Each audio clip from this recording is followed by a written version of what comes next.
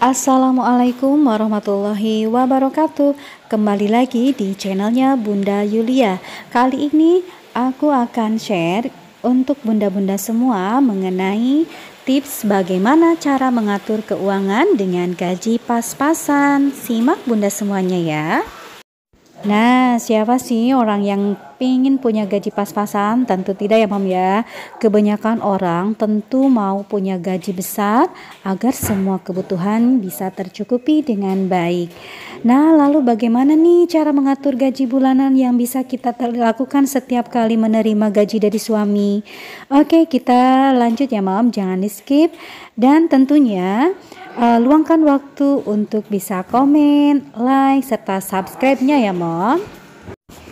Ya, selain itu banyak orang yang berpendapat kalau gaji kecil tidak butuh pengaturan keuangan yang baik. Toh sudah bisa mencukupi kebutuhan aja, sudah bersyukur. Jadi nggak muluk-muluk deh membuat pos pengeluaran segala. Nah, pendapat tersebut tentu sangat salah ya Mom. Nah, justru gaji yang terbatas itu yang lebih membutuhkan strategi tepat dalam mengelola pengeluaran agar bisa menyisihkan uang untuk ditabung. Betul nggak sih, Mam? Oke, simak ya, Mam ya. Oke, kita ke inti permasalahan, yaitu bagaimana sih cara mengatur atau tips jitu atur keuangan. Yang pertama adalah budgeting ya. Budgeting itu sangat membantu rencana keuangan kita loh Mam. Baik dengan ngepos-posin, yaitu dengan ada yang banyak dengan metode amplop atau metode rekening ya. Rekening misalkan dibagi-bagi nih, rekening ini untuk gaji, rekening ini untuk cicilan, rekening ini untuk utang dan lain sebagainya. Ataupun dengan cara dompet pintar. Nah, kebanyakan ibu-ibu sekarang pakainya dompet pintar ya Mam. Jadi gaji itu dibawa nih, diambil semua atau sebagian lalu dipos-posin melalui dompet pintar untuk kebutuhan pokok, untuk tabungan ataupun untuk zakat sedekahnya. Dan yang ketiga banyak juga dengan metode karet gelang seperti kata Mami Bun Ai ya, dengan metode karet gelang. Jadi digulung-gulung pakai karet, disimpan ini untuk listrik, ini untuk tagihan cicilan rumah, ini untuk segala macam. Nah, seperti itu. Tetap harus punya budgeting ya Mom ya, karena untuk membantu rencana keuangan kita. Insya Allah Mam, dengan gaji pas-pasan, kalau kita punya itikad yang baik, niat yang kuat, serta konsisten melakukannya, gaji yang pas-pasan itu insya Allah menjadi berkah dan tentunya kita bisa saving.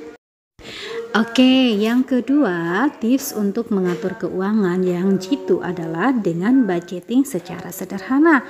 Kita bagi loh Mam untuk budgeting secara sederhana ini, yaitu yang pertama 50%-nya kita ambil dari gaji kita untuk kebutuhan pokok. Kebutuhan pokok itu kan ada 3, primer, sekunder, sama tersier. Kemudian untuk saving atau tabungan, yaitu ambillah 30% dari gaji suami kita. Contohnya dalam bentuk apa aja sih yang masuk ke tabungan kita? Misalkan kita ikut arisan-arisan, untuk ikut dana kurban, misalkan di RT RW suka ada nih tabungan untuk dana kurban, boleh kita ikutin ya.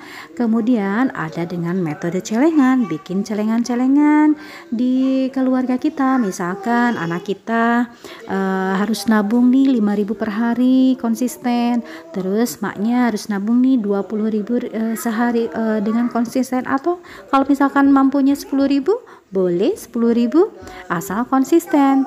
Nah, kemudian ada dengan sistem rekening, tapi yang ini agak ribet ya Mom. Kita harus punya banyak rekening.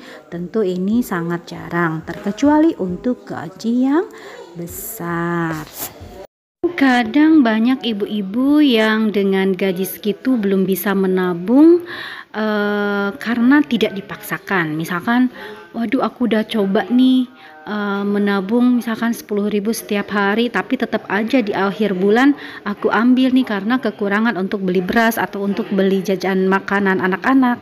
Nah, itu harusnya kita hindari ya, jangan sampai diambil. Jadi istilahnya nyimpen tapi lupa gitu. Nanti suatu saat insya Allah akan bermanfaat buat kita. Kalau misalkan kita tidak dipaksakan untuk menyisihkan barang 10.000 atau 20.000 sehari, tentu pasti uang itu akan terpakai juga terpakai juga untuk beli apalah. Nah, kalau misalkan disisihkan, insya Allah itu menjadi lupa buat simpenan kita, seperti itu, Mom. Nah, yang ketiga adalah untuk playing. Playing itu 20%-nya ya, Mom, dari gaji suami kita. Tetapi sebagai umat muslim, alangkah baiknya yang 20% itu kita gunakan untuk dana zakat, infak, atau sodako. Karena dari 2,5%-nya penghasilan kita atau rezeki yang Allah berikan kepada kita, itu ada hak orang lain di dalamnya. Jadi zakat, sodako atau infak sodako itu merupakan hal yang wajib bagi kita sebagai orang muslim ya, Mom ya. Jadi itu mah mau nggak mau mesti kita sisihkan. Kalau misalkan syukur-syukur penghasilan kita melebihi dari kebutuhan yang sudah kita rencanakan. Jadi zakat, infak, sodakohnya bisa dilebihi karena hal itu tidak akan mengurangi harta kita, bahkan akan merasa berlebih ya, Mam ya, karena sesuai janji Allah, barang siapa yang memberikan infak sodakohnya, pasti Allah akan berikan 700 kali lipat sesuai dengan apa yang kita berikannya. Mudah-mudahan kita semua bisa berinfak atau sodako ya, Mam ya. Amin ya rabbal alamin. Nah, kemudian kita harus menerapkan atau memberikan skala prioritas dalam kebutuhan sehari-hari kita. Skala prioritas di sini dibagi menjadi 3 bagian. Ada sandang, ada pangan, ada papan.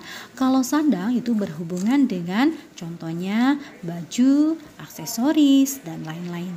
Jadi prioritaskan yang perlu dulu. Misalkan baju kita masih banyak di lemari yang belum terpakai atau jarang terpakai, tapi setelah kita jalan-jalan ke mall terus lihat diskonan, lah kita tergiur. Nah, itu harus kita hindari ya, Mam ya. Jadi prioritaskan yang paling utama dulu. Misalkan aku mau nabung untuk pendidikan anak, sebentar lagi anak mau SMP atau mau masuk sekolah. Jadi mana dulu yang harus diprioritaskan, tunda dulu segala keinginan yang belum terlalu berkepentingan. Kemudian mengenai misalkan untuk aksesoris, ada diskon nih, mentang-mentang ada diskon ya. Jadi ada diskon mengenai aksesoris anting, gelang, segala macam. Atau mengenai aksesoris kayak pin untuk jilbab gitu. Kita mentang-mentang ada diskonan tuh, belilah 10 atau 5 pin. Toh kita pakainya kerudung 1 ya, masa mau ditaruh pin 5 atau 10? Nggak lucu ya, Mam ya. Jadi kalau misalkan seperti itu, belilah 1 cukup dan prioritaskan yang lebih utama. Yang kedua adalah masalah pangan, yaitu masalah makanan. Nah, kita jangan tergiur dengan diskonan, misalkan di GoFood atau di restoran-restoran ternama. Alangkah baiknya kita utamakan dulu memasak, karena dengan memasak akan lebih hemat ya. Jadi prioritaskan makanan atau masak dulu sebelum keluar. Tapi ini juga tidak memungkinkan untuk boleh keluar ya, Mam ya. Sekali-kali, misalkan 2 kali dalam sebulan atau 1 kali dalam sebulan kita bisa merasakan masakan yang di luar ya, Mam ya. Yang ketiga adalah masalah papan atau tempat tinggal. Kalau misalkan kita tidak memungkinkan untuk membeli rumah dengan cicilan, jangan dulu ya, Mam ya. Ya, kalau misalkan dengan kontrak akan lebih tertata lagi keuangan kita, ya dengan itulah kita coba jalani ya, Mam ya. Insya Allah nanti Allah kasih rezeki yang lebih lagi untuk tempat tinggal kita. Amin ya rabbal alamin. Nah, sekarang mengenai kesalahan apa sih yang umumnya dihadapi ketika seseorang mengatur keuangan? Oke, yang pertama nih yang biasa ibu-ibu lakukan adalah hidup di luar kemampuan finansial kita.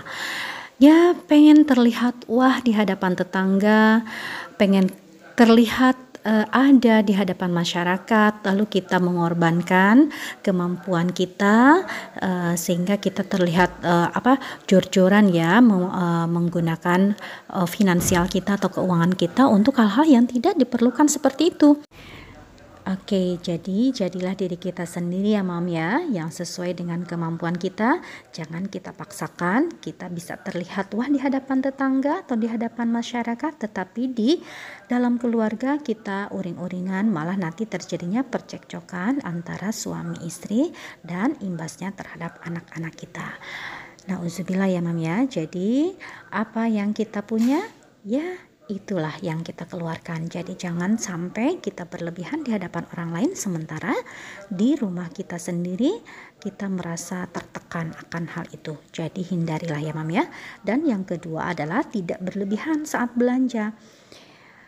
Nah, di sini Islam mengajarkan apabila saat kita akan berbelanja atau ke mall, kita harus mengucapkan doa supaya terhindar dari godaan-godaan diskon serta godaan-godaan yang lainnya. Jadi yang tidak berlebihan, belanjanya sesuai kebutuhan. Dan yang ketiga adalah masalah utang. Nah, nih biasanya banyak sekarang ya di era digital, banyak sekali pinjaman online lah, kemudian kredit cicilan online lah, dan kita tergiur di situ. Biasanya nih akan menguras 50% gaji kita. Jadi otomatis hindarilah ya Mam ya. Dan yang keempat adalah ikut-ikutan. Karena sekarang zamannya generasi milenial ya Mam ya. Jadi kita ikut-ikutan, kreatif, bosenan, jadi pengen pengalaman. Belum ngerasain bakso yang di situ, belum ngerasain bakso yang di sini. Terus kemudian kita maksain ke sana sama teman-teman, yang akhirnya pengeluaran kita akan semakin membengkak. Dan bosen ya, hal itu merupakan suatu hal yang membosankan. Misalkan sekarang lagi viral nih baju yang ini, lagi hits makanan ini, lalu kita nyoba dengan padahal harganya yang mahal ya Mam ya. Nah itulah yang sifat ikut-ikutan itu yang tidak bisa membawa kemanfaatan, bahkan mudarat bagi kita sendiri dan keluarga. Oke, mungkin sekian tips cara mengatur keuangan dengan gaji pas-pasan. Mudah-mudahan ada manfaatnya. Dan wassalamualaikum warahmatullahi wabarakatuh.